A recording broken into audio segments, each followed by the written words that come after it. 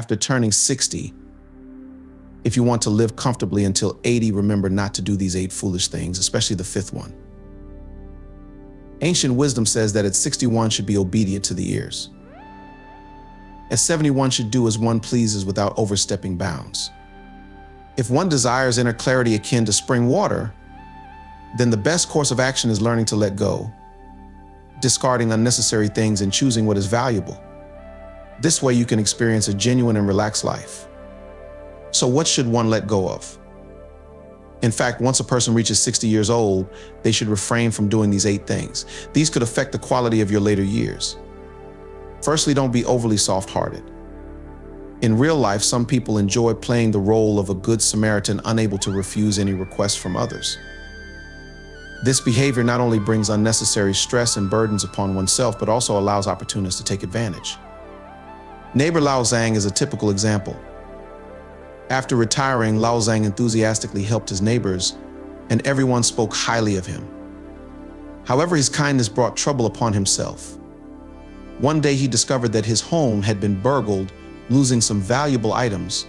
After the police investigation, it was revealed that the culprit was a young, unemployed man nearby who had repeatedly borrowed money from Lao Zhang.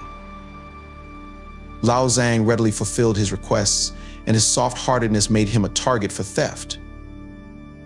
This example teaches us not to be overly kind, to learn to refuse unreasonable requests, and to protect our rights and safety, especially in our later years. Secondly, don't be willfully optimistic.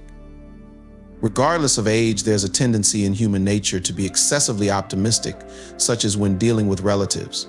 No matter how they treat you, you tend to be unconditionally kind to them. But what's the result of this? It often leads to exploitation and betrayal. Optimism may give the impression of being emotionally rich, but in reality, it only encourages others to take advantage or even disregard your feelings altogether. Thirdly, don't become too obsessed with socializing. True confidants are rare in life. Despite encountering countless people, those we truly understand and trust are few. Making friends is part of life's journey, but we cannot avoid interactions with various people. To be honest, true understanding and mutual trust are rare. Some friendships may only last a short while, others may lack common ground and emotional connection. In later years, we need to be more cautious in choosing friends. Drawn from our life experiences and interpersonal relationships, we should strive to avoid negative relationships and cherish those genuine friendships.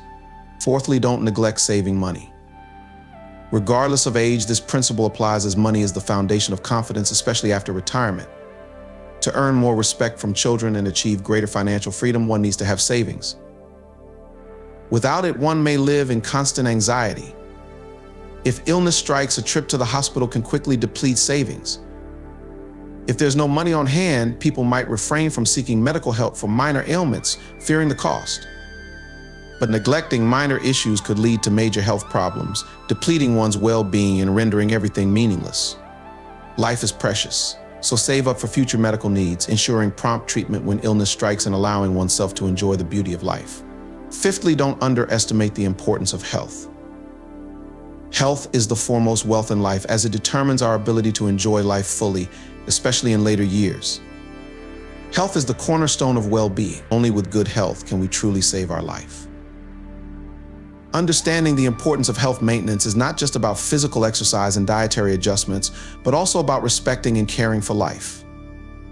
Each individual should develop good habits, ensure sufficient sleep and rest, allowing the body time and space for self-repair and adjustment. More importantly, maintaining a positive attitude in later years, despite life's challenges, gives us strength.